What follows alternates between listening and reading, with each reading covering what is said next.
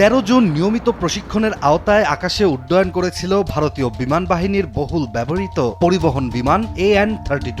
কিন্তু কয়েক মিনিটের মধ্যেই স্বাভাবিক প্রশিক্ষণ উড়াল পরিণত হয় ভয়াবহ ট্র্যাজেডিতে।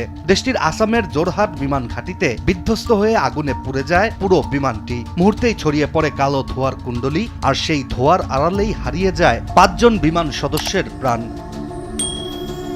ভারতীয় গণমাধ্যমের তথ্য অনুযায়ী স্থানীয় সময় সকাল 10টার দিকে নিয়মিত একটি প্রশিক্ষণ মিশনে ছিল AN-32 বিমানটি। কিন্তু উড়াল শেষে অবতরণের সময় হঠাৎই নিয়ন্ত্রণ হারিয়ে বিমান ঘাঁটির ভেতরেই আছড়ে পড়ে বিমানটি। জরুরি সেবার কর্মীরা দ্রুত ঘটনাস্থলে পৌঁছে আগুন নিয়ন্ত্রণে আনার চেষ্টা চালালেও রক্ষা করা সম্ভব হয়নি 5 জন বিমান বাহিনীর সদস্যকে। হিউস্টনে রকিং টেস্টি, সীমানা ছাড়াও নিজেকে হারাও।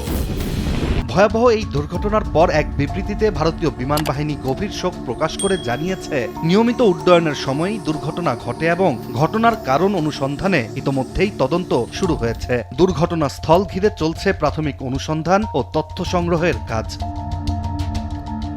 এদিকে সামাজিক যোগাযোগ মাধ্যমে ছড়িয়ে পড়া ভিডিও ও ছবিতে দেখা যায় বিমান ঘাঁটির ভেতর থেকে আকাশে উঠছে ঘন কালো ধোঁয়া, দৃশ্যমান ছিল আগুনের ভয়াবহতাও।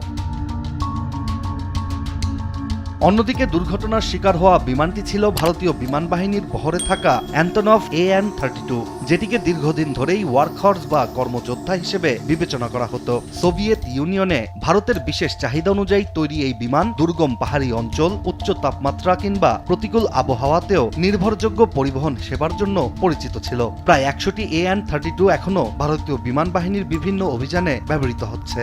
এই সামরিক বিমানটি মূলত সৈন্য পরিবহন, প্যারাট্রুপার নামানো, দুর্গম এলাকা সরঞ্জাম সরবরাহ এসব ক্ষেত্রেই ব্যবহার করা হতো।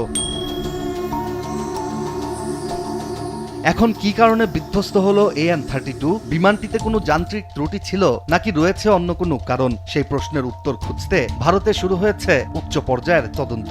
এছাড়া জোরহাট বিমান ঘাঁটির এই ট্র্যাজেডি এখন পরিণত হয়েছে শোক, বেদনা আর অসংখ্য প্রশ্নের প্রতীকে। ইশতিয়াক হোসেন, দেশ টিভি।